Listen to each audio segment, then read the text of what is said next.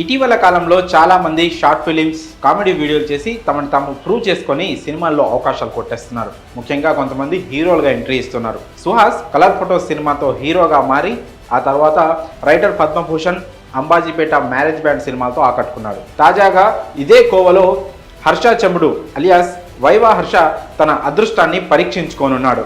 Viva Harsha హీరోగా నటించిన సుందరం master ప్రస్తుతం థియేటర్లోకి వచ్చింది. మరి ఈ సినిమా ఎలా ఉంది, ప్రేక్షకులను ఆకట్టుకుంటుందా లేదా, ఈ రివ్యూలో చూద్దాం.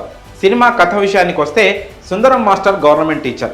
ఇంగ్లీష్ నేర్పడం కోసం అతన్ని మిర్యాలమెట్ట అనే గ్రామానికి పంపుతారు. అక్కడి గ్రామస్తులందరూ ఇంగ్లీష్లో మాట్లాడడం సుందరాన్ని ఆశ్చర్యపరుస్తుంది.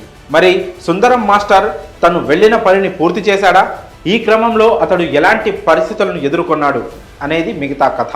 ఇక విశ్లేషణ విషయానికి వస్తే సినిమా ఫస్ట్ హాఫ్ అంతా కామెడీతో బాగానే సాగింది. గ్రామస్తులకు ఇంగ్లీష్ రాదనుకొని వారికి నేర్పించడం కోసం సుందరం చేసే ప్రయత్నాలు నవ్విస్తాయి. ఇంటర్వెల్ ముందు వరకు నవ్వించిన సుందరం మాస్టర్ తర్వాత అంతగా కామెడీ చేయలేదు. సెకండ్ హాఫ్ అంతా ఫిలాసఫీ ఎక్కువ ఉండి ఆ సన్నివేశాలను డీల్ చేయడంలో దర్శకుడు కాస్త తడబడ్డాడు. ఫస్ట్ హాఫ్ అంతా కామెడీగా సాగిన సుందరం మాస్టర్ సెకండ్ హాఫ్లో మాత్రం నిరాశపరిచాడు. ఇక నటీనటుల పనితీరు విషయానికి వస్తే యూట్యూబ్ ద్వారా గుర్తింపు తెచ్చుకున్న హర్ష చెముడు ఈ మధ్యకాలంలో అనేక సినిమాల్లో కమెడియన్గా కూడా చేశాడు. ఇక సుందరం మాస్టర్ సినిమాలో అతడిదే ప్రధాన పాత్ర. గ్రామస్తులకు ఇంగ్లీష్ నేర్పే టీచర్గా ఈ సినిమాలో నటించాడు.